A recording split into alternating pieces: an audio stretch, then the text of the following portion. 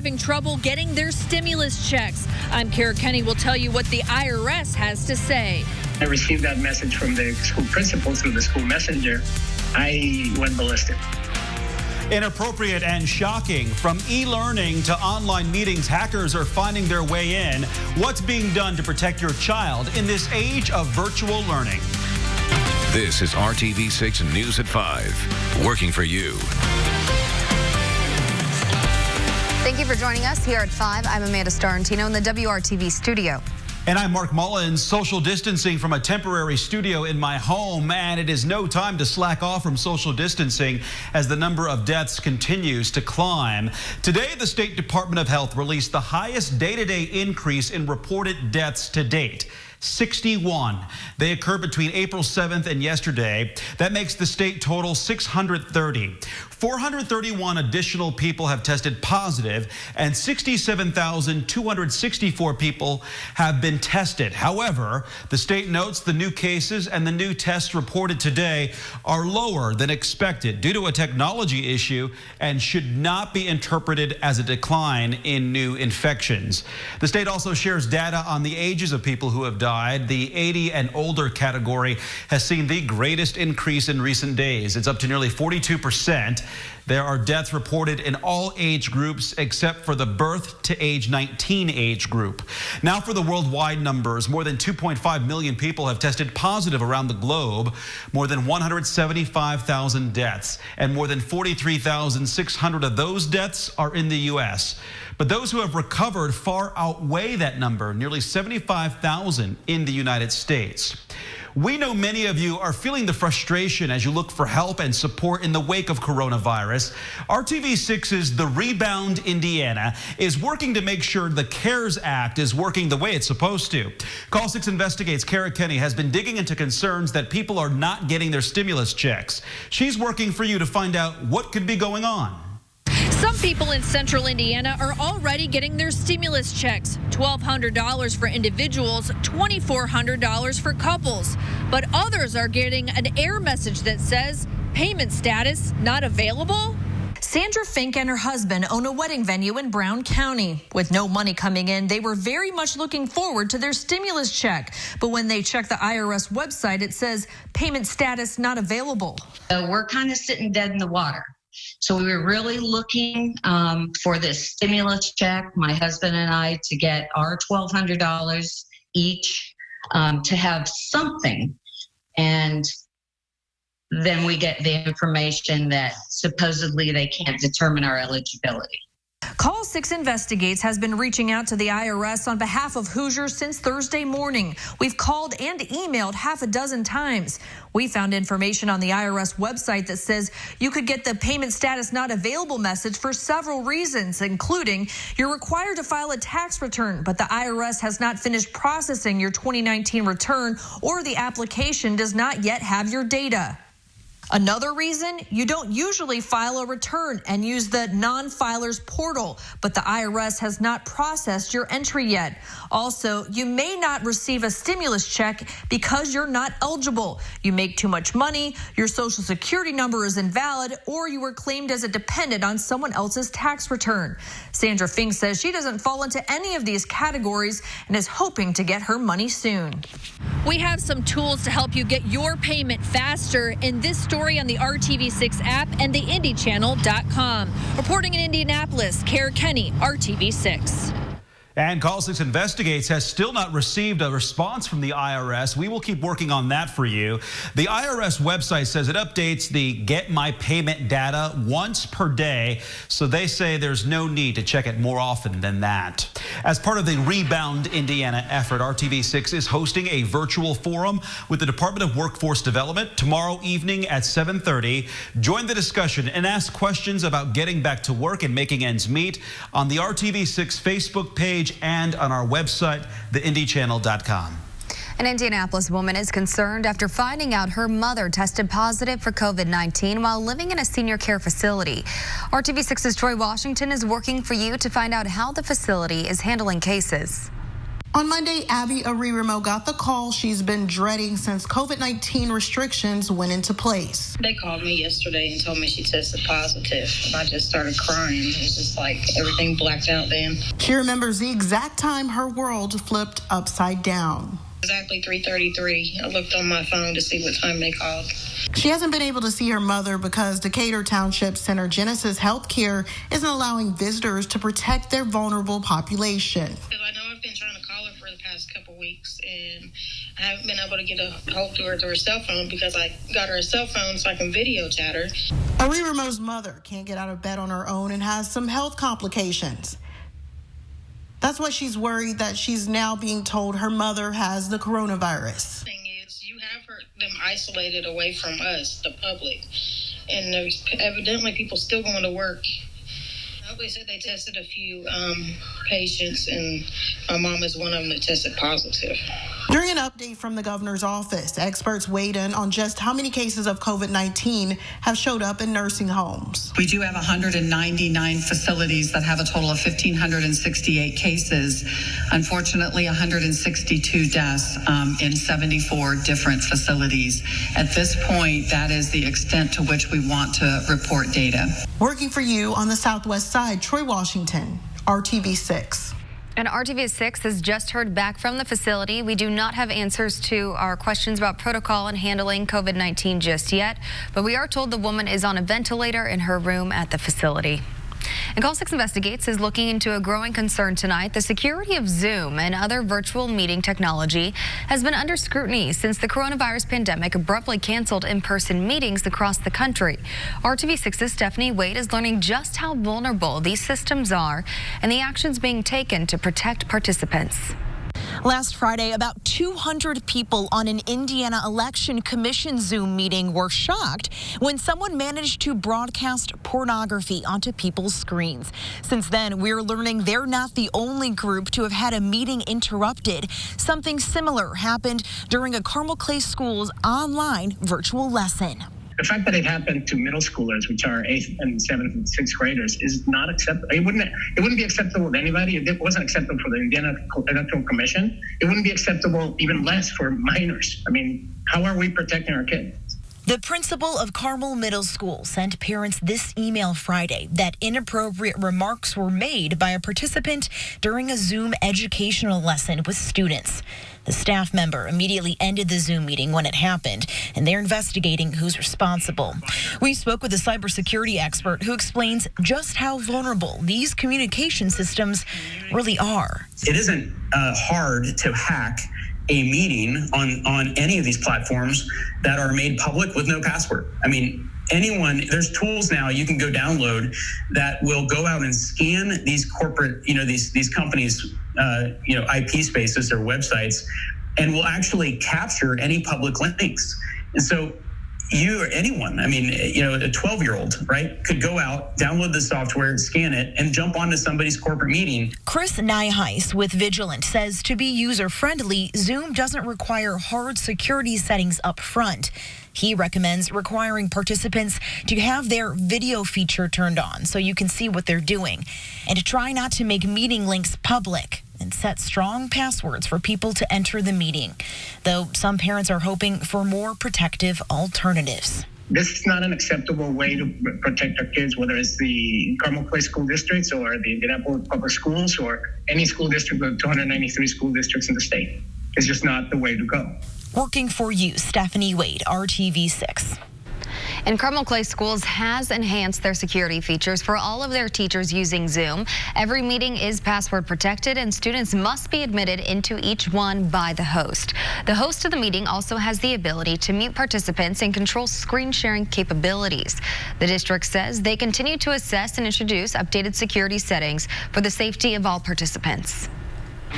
Still ahead on RTV6 News at 5, he got a huge shout out from the governor. Now we see firsthand how a Center Grove student is helping people in need and local businesses rebound and weather this pandemic. And then tonight's Takeout Tuesday destination takes us to Monroe County, and not one, but rather two restaurants that are open and ready to serve you. Kevin. And Mark shouldn't be a big surprise, although we had lots of sunshine today. It's been quite cool. Tonight, we'll call it cold. Details on a frost advisory and then what comes immediately after that.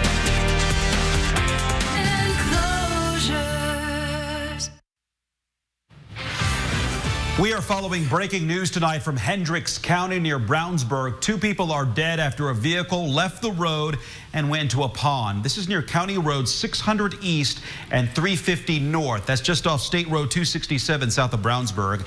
The first call came in around 3:45 and divers were sent into the water. We'll keep you updated on the IndyChannel.com and the RTV6 app as more information comes in on this breaking story. There's Dylan, who is just south of where we find ourselves right now, down in Center Grove. So many of his neighbors and his classmates' neighbors were homebound, and so they're doing home deliveries. They even have a website where you can go and check what you may need, featuring local businesses.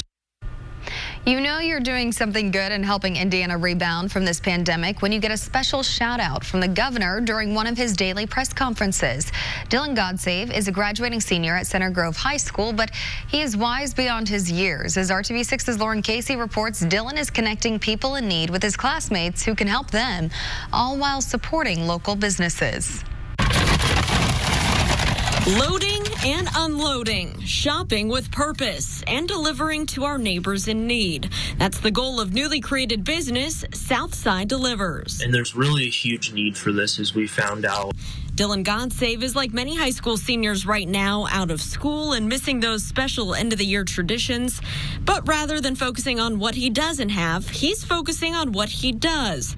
And that's coding skills, business know-how, friends who can help him, and the motivation to serve others. I think that all of us are just in it to help people, and we are not looking to make money. Our goal is just to use our resources to help these people in need.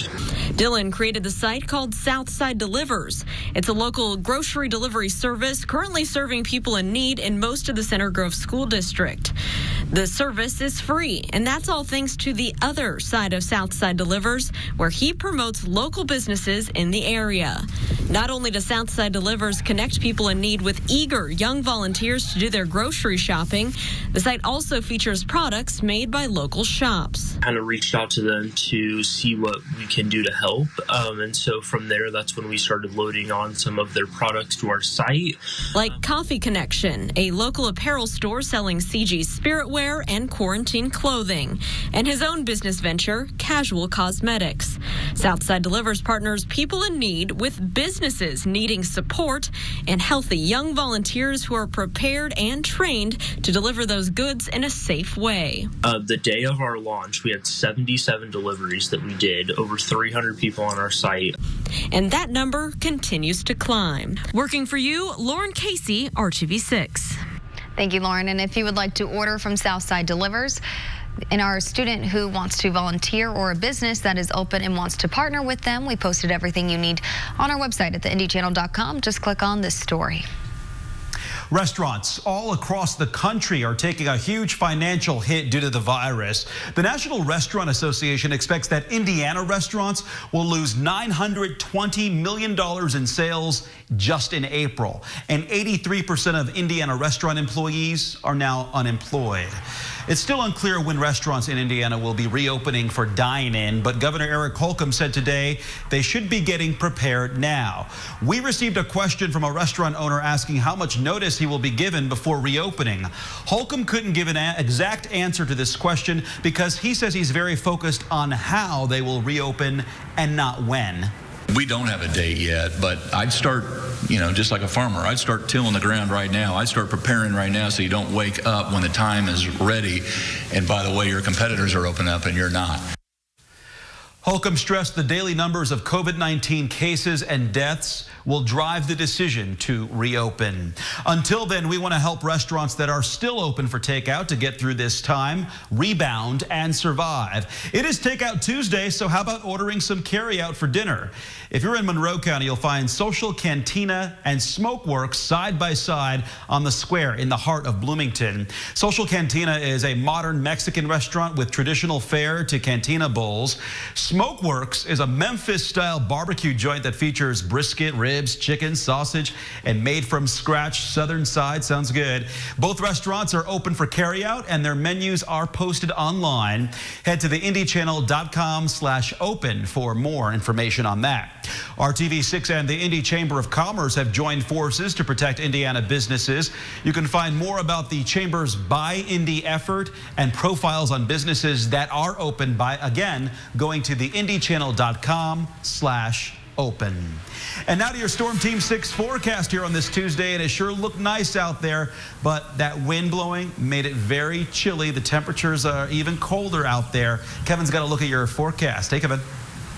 And Mark, maybe you can still hear the wind. The wind's been gusting to 40 miles per hour, 36 mile per hour gust at this hour in Muncie, 35 in Indy. The wind will calm down when it does with clear skies tonight. That sets the stage then for temperatures to fall into the low to mid 30s. We're at 55 right now in the metro area, 53 in Muncie, temperature in Lafayette at 56. The sunshine helps, but the balancing act with that wind making it feel colder.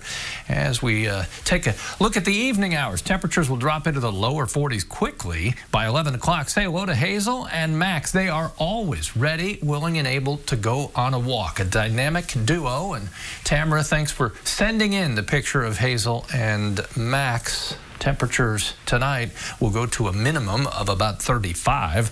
There's the wind forecast. That plays into how cold it will get tonight. The faster the wind calms down, the colder temperatures will be at ground level. When the wind stays up, it keeps things mixed up enough that frost becomes less likely, but I think it will be light enough that we'll see temperatures as cool as the lower 30s in the eastern portion of the state, mid 30s, maybe a little warmer in the western portion of Indiana. Temperatures tomorrow will rebound quickly. That's the beauty. Wind out of the southwest. Temperature by noon at 57. Afternoon high, middle 60s or warmer. Warmest day of the week tomorrow. Still dry tomorrow. Enjoy that because our rain chances way up on Thursday and again Saturday. 2 wet days in the forecast. Temperatures upper 60s tomorrow south of Indy. If the forecast goes wrong, I think temperatures will just end up warmer than what I'm showing you there. 11 o'clock tomorrow night. Into Thursday, our first wave of rain. There's the rain overspreading central Indiana through the afternoon hours on Thursday. That first round of rain will be steady at times, especially southern half of the state. Takes a bite out of temperatures. We'll be in the 50s as far as our rainfall amounts. Most areas will have quarter to half inch rainfall from Indianapolis south. There are the temperatures Thursday. And as I mentioned, rainfall a little heavier from Indy south. We'll see more rain Saturday. So I think there could be some rainfall totals around 2 inches by the time we get to Saturday night. Here's your 7-day planner over the next 7 days. Temperatures, they'll bounce around. 66 tomorrow, 50s over the weekend. But just keep this in mind for yard work. 2 wettest days Thursday and on Saturday. Amanda? Good to know. Thank you, Kevin. And not surprising, but disappointing nonetheless for young spellers all over the country. This year's Scripps National Spelling Bee is canceled because of the COVID-19 pandemic. Organizers said there was just no way to safely set a new date this year. The decision means kids who are in the 8th grade will miss their final opportunity to compete. Scripps will not change eligibility requirements for next year's bee, which is set for early June 2021. Scripps is the parent company of WRTV. And the continued uncertainty leads to more cancellations of huge events around the world. The Munich Oktoberfest will not be held this year. The Bavarian Prime Minister and Munich's mayor made the announcement today. Bavaria is the area in Germany hit hardest by the virus. And Spain's famous Running of the Bulls won't take place this summer. Pamplona City Hall made the announcement today that the 9-day San Fermin festival scheduled for July is canceled. Now, Pamplona's mayor is one of those infected with COVID-19. At a time like this, many people turn to prayer. The hospital giving you a special place to pray 24 hours a day. Just ahead. Check up at Golden Oak Lending. If you're looking for a way to help patients and emergency workers on the front lines fighting COVID-19, a local hospital has a way for you to do just that. Hancock Regional Hospital in Greenfield has designated prayer parking spots at the hospital. The spots are clearly marked and you can pull in and pray. Local churches in Hancock County have been asking members of their congregations to go to the hospital and pray for the people working at the hospital.